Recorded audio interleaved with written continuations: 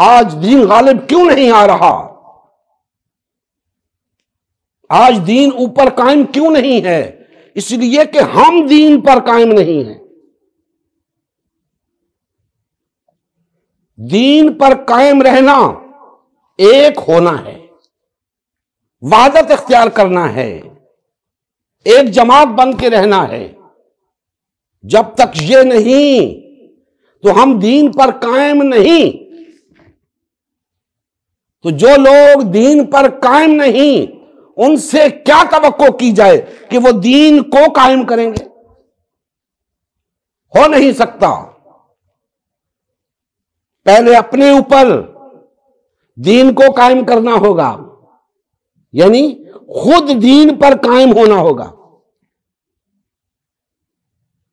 اور اپنے اندر اقامت دین یہ ہے کہ یہ جتنی جماعتیں اس وقت موجود ہیں اقامت دین کی بات کر رہی ہیں، غلبہ دین کی بات کر رہی ہیں، نظام مصطفیٰ کی بات کر رہی ہیں، اللہ کے دین کو تخت پر لانے کی بات کر رہی ہیں، یہ سب ایک ہو جائیں۔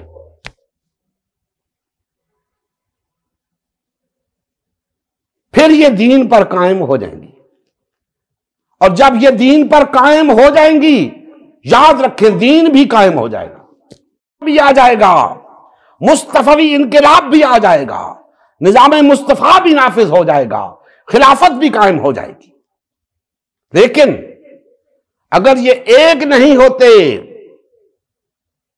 تو کبھی بھی اللہ کا دین غالب نہیں آئے گا، کبھی بھی خلافت قائم نہیں ہوگی، نہ اللہ کا دین تخت پر آئے گا۔ کیونکہ جو لوگ دین پر قائم ہیں ہی نہیں، وہ دین کو قائم کیسے کریں گے؟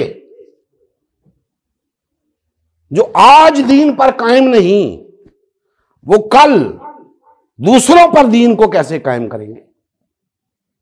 ایسا نہیں ہو سکتا دوستان محترم۔ یہ جتنی بڑی بڑی جماعتیں موجود ہیں، ان سب کو یہ بات سمجھنی چاہیے کہ سب سے پہلے انہیں چاہیے کہ یہ دین پر قائم ہو جائیں، یہ دین پر قائم رہیں، یہ دین پر قائم ہو جائیں، دین غالب آ جائے گا۔ جتنی جماعتیں ہیں، میں سب سے پہلے بھی مخاطب ہوتا رہتا ہوں، آج پھر ان سے مخاطب ہوں کہ خدا کے لیے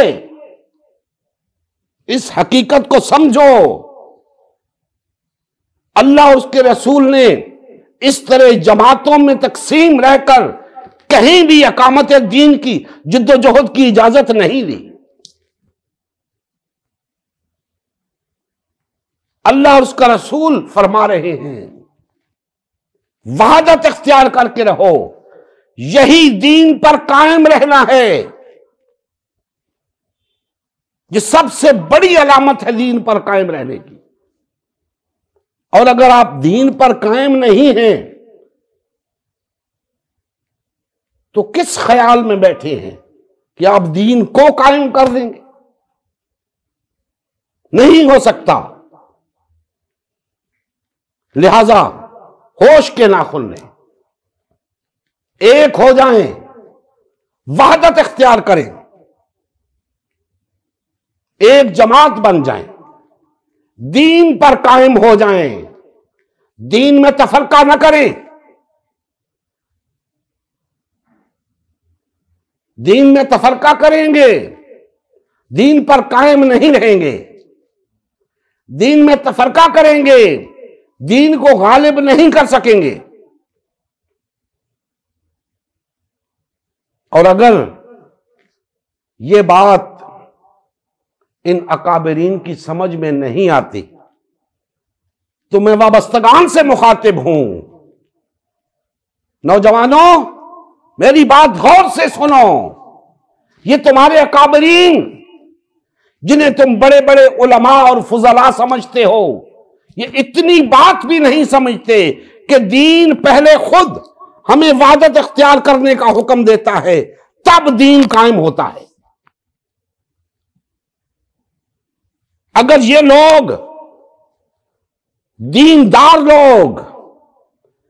دیندار ہونے کے دعوے دار لوگ خود دین پر قائم نہیں ہو سکتے، باطل اور طاغوت سے کیسے مطالبہ کرتے ہیں دین کے غلبے کا؟ کس بنیاد پہ کہتے ہیں کہ باطل اور طاغوتی طاقتیں برسر اقتدار ہیں، مسند تخت پر بیٹھی ہیں، ان کو ہٹا کر ہم اللہ کا دین تخت پر لائیں گے؟ کون سا دین تخت پر لاؤ گے جس نے تمہیں تقسیم کر رکھا ہے؟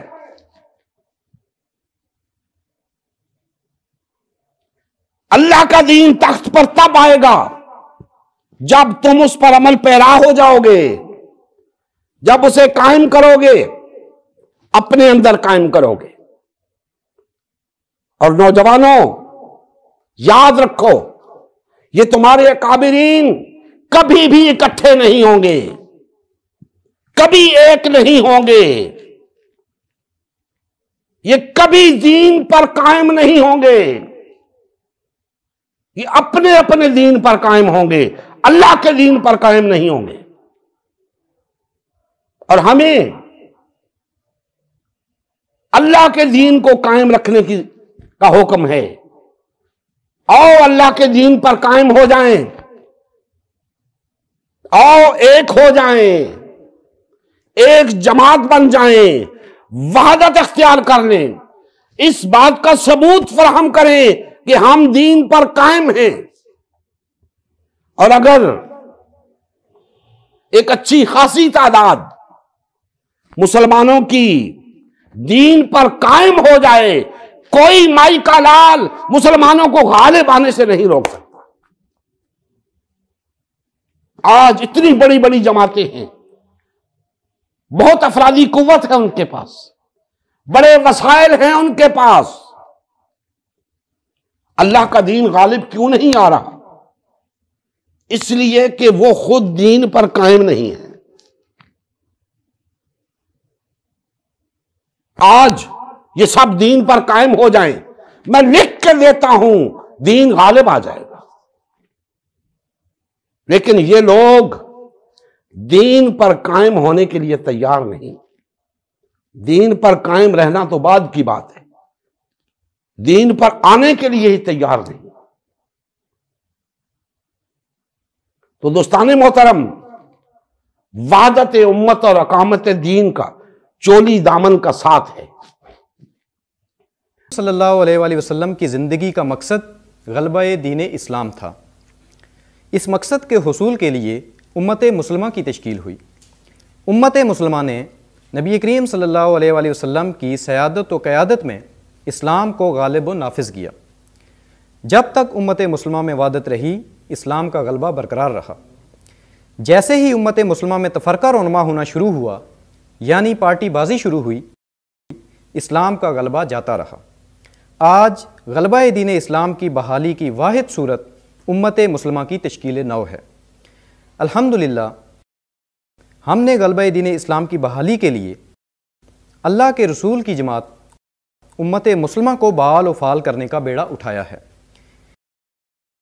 یہ ہمارا ہی نہیں، ہر کلمہ گو کا اولین فریضہ ہے کہ ہر قسم کے باطل اور طاغوتی نظام کے خلاف اٹھ کھڑا ہو اور غلبہ دین اسلام کی بحالی کے لیے فرقہ واریت اور پارٹی بازی سے کنارہ کش ہو کر صرف اور صرف امت مسلمہ کو بحال و فعال کرنے میں اپنا تن من دھن لگائے۔ اس مشن کا حصہ بن کر اپنا فرض منصبی ادا کیجیے، حق مسلمانی ادا کیجیے۔